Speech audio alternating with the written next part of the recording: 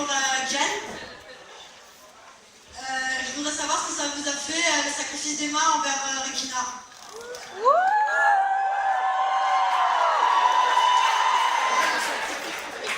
The question is for you, Jenna. What do you think about the sacrifice Emma made for Regina?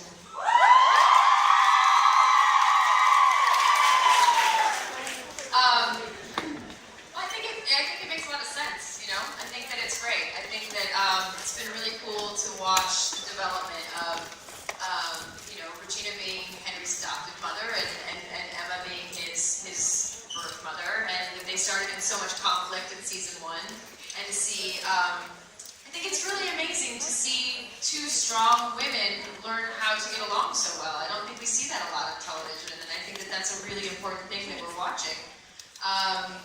And, you know, I think that Emma and Regina have a lot of things in common. They felt like outsiders in a lot of ways, and, you know, Regina's helped Emma over the period of time of getting to know each other with discovering how to use her magic and all these things that she relates to her with. So I think there's an incredible, you know, connection and bond between them and friendship between them. And ultimately, you know,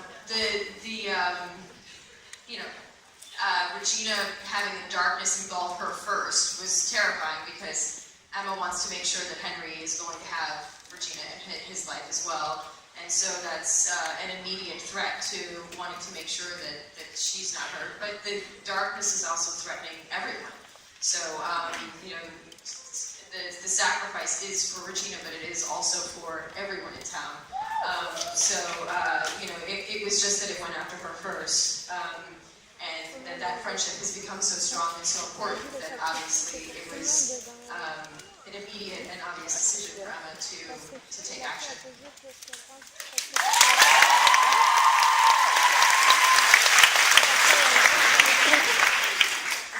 Sacrifice d'Emma envers Regina, je pense que c'est une très bonne chose. Hein. Ça avait assez mal commencé entre ces deux femmes au début, entre la mère adoptive de Henry et sa véritable mère qui lui a donné la vie. Donc les choses ne s'annonçaient pas forcément bien entre ces deux femmes-là, mais c'est intéressant de voir comment leur relation a évolué tout au long de la série. Elles se sont entraidées, c'est intéressant, c'est incroyable de voir deux femmes aussi fortes qui lient une amitié comme ça dans une série. Finalement à la télévision ce n'est pas aussi répandu que ça.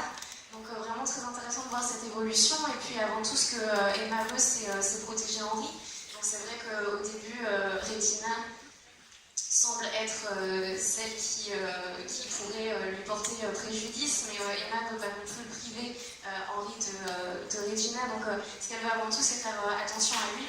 Et en même temps, le côté sombre, les ténèbres menacent pas uniquement Henry, Emma ou Regina, ils menacent l'ensemble de la ville, l'ensemble des personnages. Donc ce sacrifice, elle le fait aussi pour l'ensemble des personnages de la série.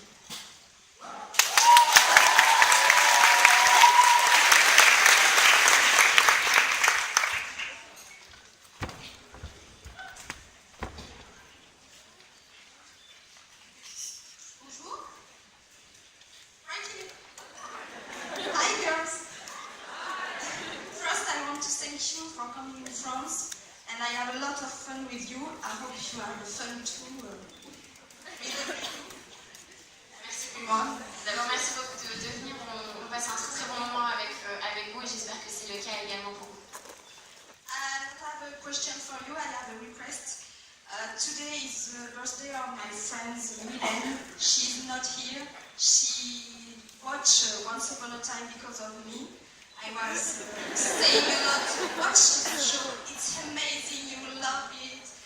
And she watched all seasons this year, and she couldn't come. So I want to ask you to say joyeux anniversaire for her, please.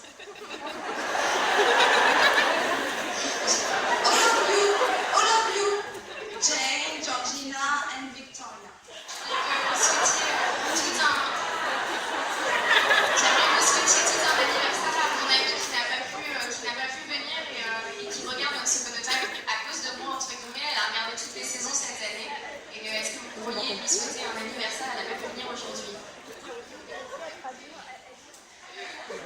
Joyeux anniversaire!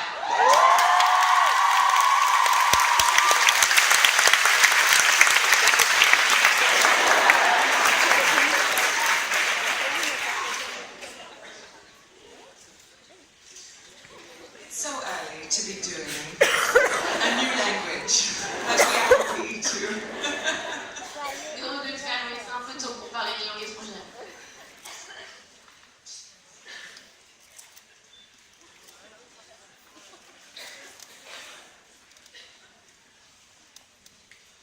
Bonjour.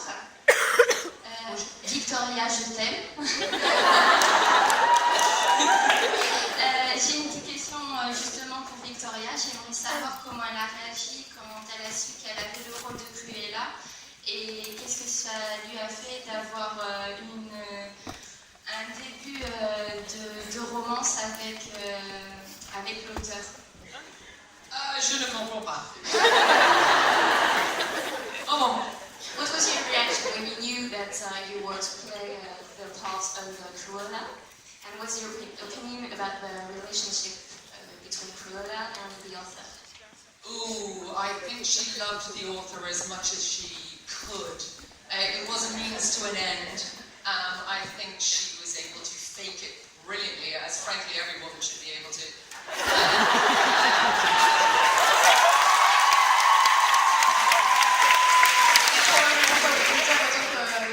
Lui, l'aimait, elle a très bien fait semblant, un peu comme toutes les femmes sont capables de le faire. And I think that if he just hadn't gotten in the way, she would have happily kept skinning things and killing Mother, and if he hadn't questioned it, they could have had a very lovely relationship. So he kind of messed that up, frankly. You know your animal. But when I found out that I got Cruella, I was utterly terrified and thrilled.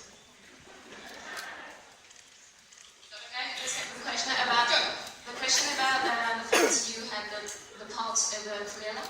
How did you react when you knew that? Terrified and thrilled, genuinely. When I found out, I was actually called by my agent and told the creators Once Upon a Time are going to call you. They want you to come and join the show. And I'd actually auditioned to be Belle's mother 2 months previously, and was told no. Oh, okay. Well, that's a shame. I really juicy, but not to worry.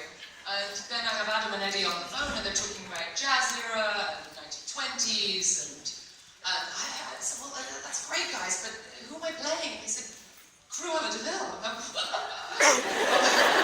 Okay.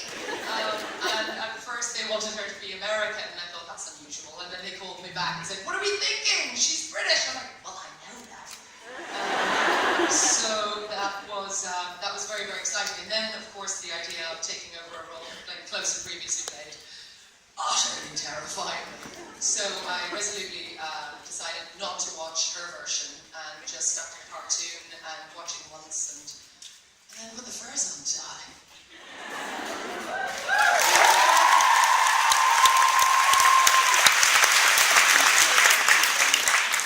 Ça a été à la fois très stressant, terrifiant et en même temps très excitant. J'avais en fait auditionné 2 mois avant pour jouer le rôle de la mère de Belle et on m'avait dit non. Et puis on m'a rappelé donc quelques mois après pour me parler d'un rôle. On a commencé à me parler des années 1920 et on ne me disait toujours pas qui c'était. On a fini par me dire que c'était le rôle de Cruella. Donc vraiment très excitée de pouvoir jouer ce rôle. Au début, il voulait qu'elle soit américaine, et puis on m'a rappelé quelques temps après en me disant mais non, bien entendu, c'est pas possible, elle est britannique. Et puis, bien entendu, très stressée aussi de reprendre ce rôle qui a été magnifiquement joué par Glenn Close. Donc j'ai préféré ne pas re-regarder la version qu'elle avait jouée pour ne pas être influencée et proposer mon propre personnage.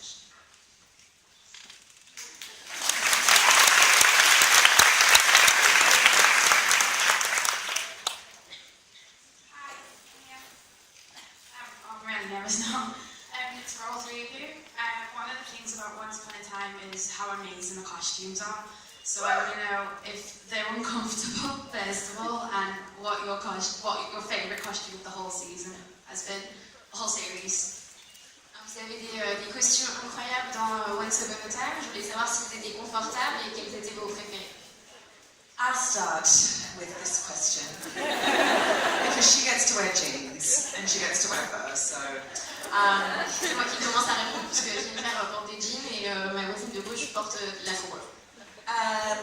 Jennifer and I had many discussions about the fact that I was wearing a blue ball gown in a forest or a sheriff's office. She wanted to give me pants. On a beaucoup discuté toutes les deux du fait que je porte une robe de bal bleue, que ce soit dans la forêt enchantée ou dans le bureau du shérif. Mais elle voulait que je porte des pantalons. Because Elsa's costume is impractical but beautiful. Le costume d'Elsa est certes magnifique, mais absolument pas pratique. Yeah, it's made of 8 pieces, a cape, a long skirt covered in beads and sequins that fall off everywhere and onto chairs, and it looks like you've sort of farted glitter.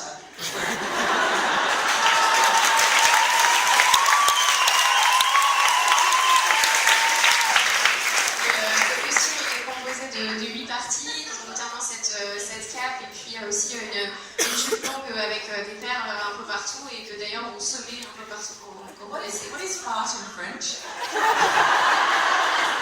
I'm just curious what fart is in French, because it's probably a beautiful word. You don't have to say.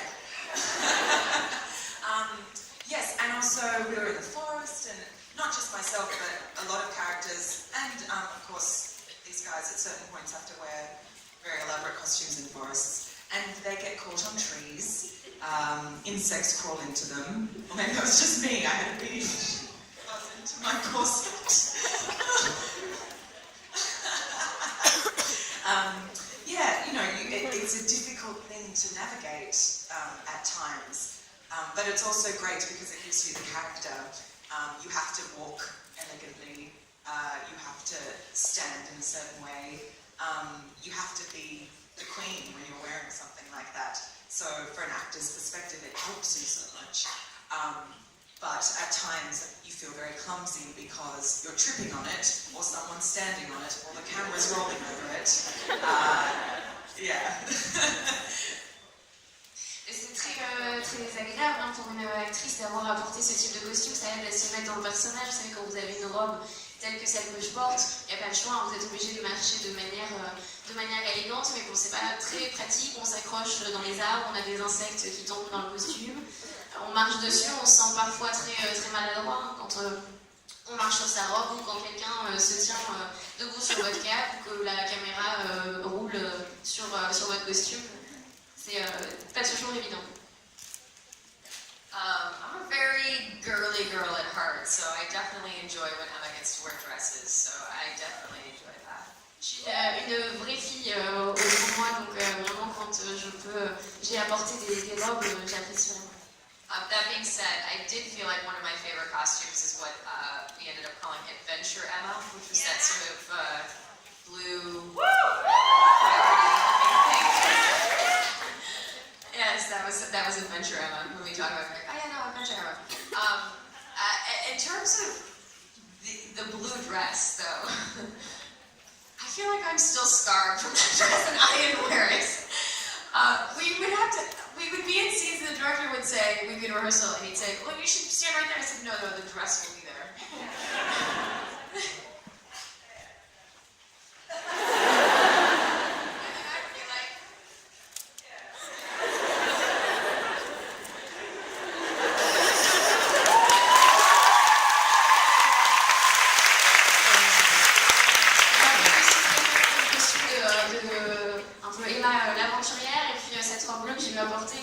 J'avais beaucoup de difficultés à me mouvoir, on me demandait d'aller d'un point A à un point B et j'avais beaucoup de mal à suivre la trajectoire. And then I'm going to pass this to Victoria and say that she named all of her furs, which I love. So they all had names. Yeah, my furs were my babies. I had quite a few. I had Clarissa, the big white heavy one, it's about 60 pounds. Because I was trying to get the crew on the shoulders, so my shoulders would be hunched and kind of black. And the coat, Clarissa, was 60 pounds and she went backwards and you're tilted forwards on your heels, so you're constantly like so it was an interesting shape to pull. And I had my black and white was Mabel, my white one was Blanche, and then I had a stole, who was Alley Cat, named after one of our fabulous camera assistants. She loved it and wanted to steal the thing. But I had sequin gowns and red heels and furs, and when we were in the Enchanted Forest, I was winning because I was warm. I actually lucked out. My costume was super comfortable. Dan's clothes down, it wasn't much of that.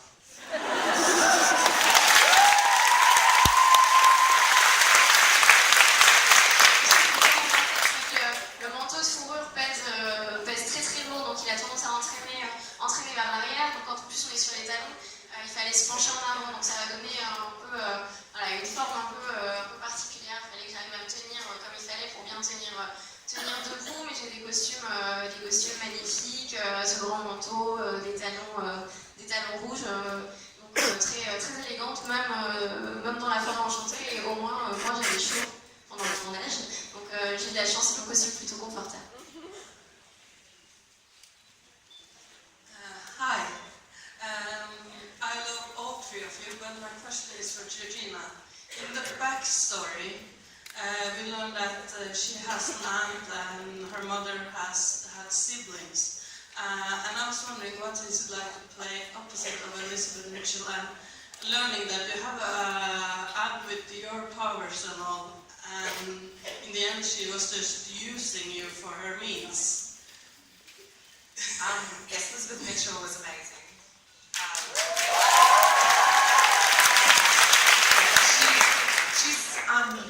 She's so lovely. She's such a generous actor. One of those people that you kind of share a little neurosis with, like, oh God, did I do that? And she just says all these things and makes you feel good and is so lovely. Yeah, just great. But obviously, as my aunt, she was, a bit of a bitch. That's why she's a great actress. Obviously, she wasn't by the end.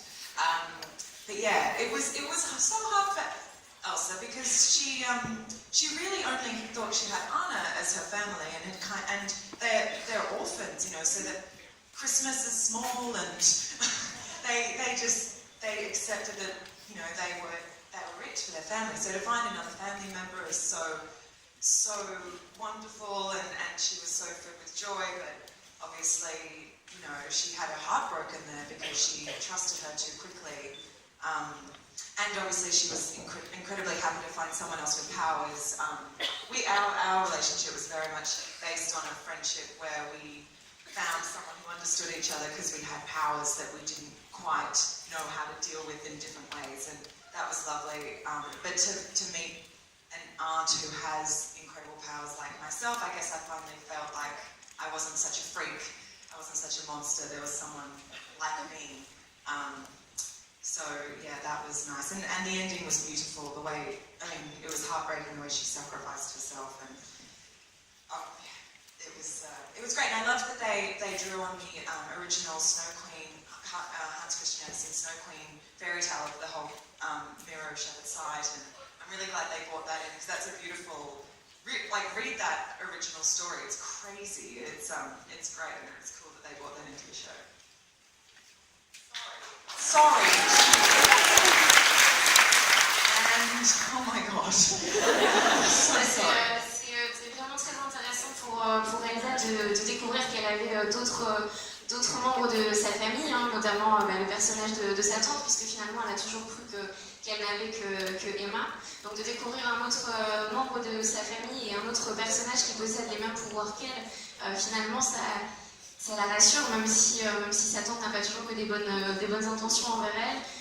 C'est très rassurant pour Elsa de découvrir qu'elle n'est pas un monstre et qu'elle n'est pas la seule à avoir ses pouvoirs. Et quant à l'actrice qui joue ce personnage, vraiment elle a été adorable, elle m'a beaucoup aidée, c'est une formidable actrice.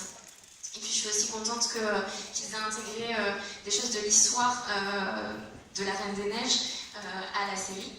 Ça a vraiment donné quelque chose de très intéressant, notamment avec ce sortilège d'éclairs, etc. You're amazing because you even understand all our accents so well, and 3 different accents, and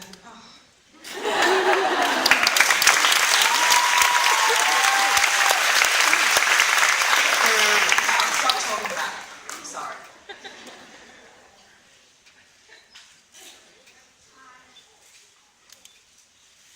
Hi. First of all, I love all three of you very, very much. So thank you very much for coming. And my question is for Victoria. Yes. I adored your role in Dracula, and I would like to know if you think...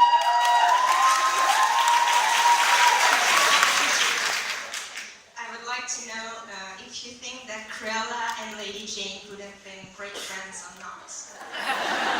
J'adore votre rôle dans Dracula et je voulais savoir si vous pensez que Cruella et Lady Jane auraient pu être amies. I love that question. I think Lady Jane would get very fed up with Cruella's kind of no, I don't care, darling, sort of attitude. But if they were in a fight, Lady Jane would win for sure. Because Lady Jane is trained physical vampire slayer, so I think she would probably go at Cruella, and Cruella's halitosis wouldn't work on her as she's not actually an animal. But I think you know what, I'd like to think they'd be friends. I have no idea what they talk about. Maybe corsets and furs and diamonds, who knows? But I love that question. I don't quite know how to answer it. I want them to be friends. How about that? How about that? I'd like to see that in a ring.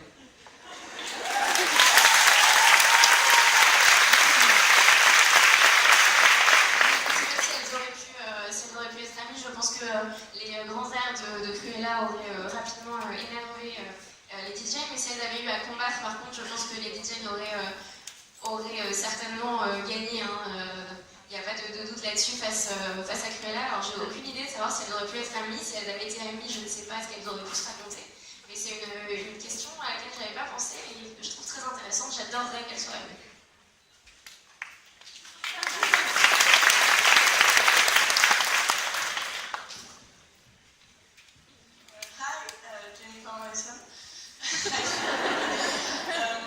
My name is for you. How was it to kill Cruella? How did you feel about that? Je veux savoir c'est une question pour Jennifer, qu'est-ce que vous pensez du fait d'avoir tué Cruella? Well, personally, as Jennifer, I wanted Victoria to stay around in Vancouver, so that was not, a happy discovery in the script in terms of feeling like I wasn't going to have a friend that I really enjoyed with us up there. En ce qui me concerne, moi personnellement en tant que Jennifer, je suis très contente d'avoir Victoria qui soit à nos côtés à Vancouver, donc j'aimerais que ça dure plus longtemps, donc je n'étais pas forcément ravie de découvrir ça dans le script. Je préférais qu'elle reste parmi nous parce que j'ai découvert vraiment une véritable amie. In terms of what it meant for Emma, obviously she's really embraced fully the idea of being Henry's mother, and it was truly the most raw representation of her primal love for her child, that she would do anything to save him and protect him in that moment. So I think that is the absolute culmination of what she's worked toward in terms of wanting to be a true mother to Henry. En ce qui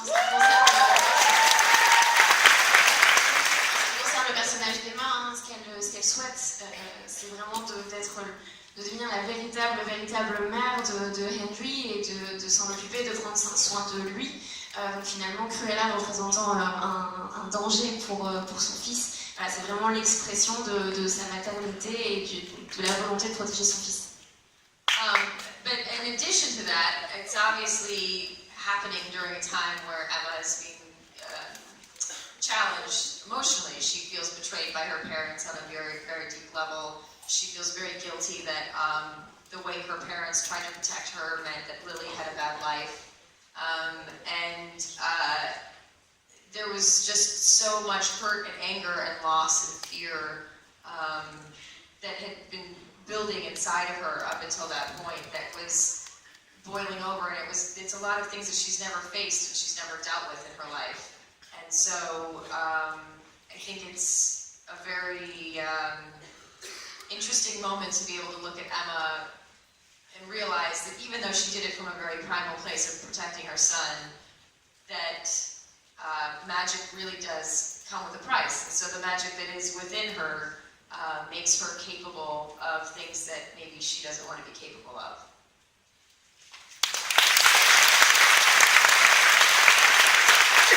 C'est un événement qui arrive aussi à un moment où Emma doit faire aussi, au-delà simplement de vouloir protéger son fils. C'est également un moment où Emma réalise que finalement, utiliser la magie, ça a un prix, ça a des conséquences, et qu'elle est capable, avec cette magie qui est en elle, de faire des choses dont elle ne voudrait pas forcément être capable. Hi, I'm just here. Hello, and my question is for Georgina. La cape violette que tu portais sur le tournage, était-ce un nouvel élément ou alors juste pour te réchauffer? On the set, you had a purple cape. Was it a new part of your outfit, or just because you were cold? So there's a funny story to that purple cape. It had to. The only reason we had it was because we were shooting on a blue screen, and my whole dress is blue. So yes, so it was. We had to shoot. You know the moment where she's running up the stairs and turning the staircase into ice as she runs over the cliff to get to Anna. And it's mimicking the scene in the movie where she makes the staircase as she makes her castle. So, yeah, they set up this big blue staircase and had the huge studio where we film all the blue screen, green screen stuff there. And it was, yeah, all blue. I guess someone went, oh, hang on. We're only going to see Georgina's face, nothing else. So they came up with this huge purple cape, which on top of the already massive train and skirt was, yeah, but we don't know where, like, did it come in the portal? Like, was it from a curtain? Yeah, like, it just appeared. I had no other clothes with me. Yeah, we were kind of like, did J-Mo, like, just sew this for me as a little gift? Or, yeah, it made no, did I get it from the cape shop in Storybook? Like, it made no sense. But sometimes on this show, you just have to go with it. And you know, like, yeah, you think about it 6 months later and go, nothing. But like at the time, it kind of just works. Yeah, it's the beauty of magic. But yeah, so then I had to run up the stairs in the heels, in the dress, with the train, and the giant cape. And I didn't die, so... yes.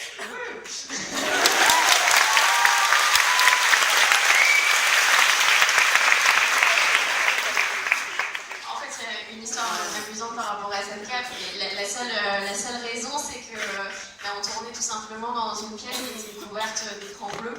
On tournait sur fond bleu et comme l'ensemble de mon costume est bleu, on aurait vu que mon visage, j'aurais totalement disparu à l'image. C'est cette scène où je dois courir en descendant les escaliers qui se transforment en glace pour aller rejoindre Anna. Et du coup, voilà, on s'est rendu compte à un moment donné du tournage qu'on allait voir que mon visage, s'il avait mon costume tout en bleu. Donc on m'a trouvé cette cape violette, mais à vrai dire, on ne sait pas vraiment d'où elle est sortie.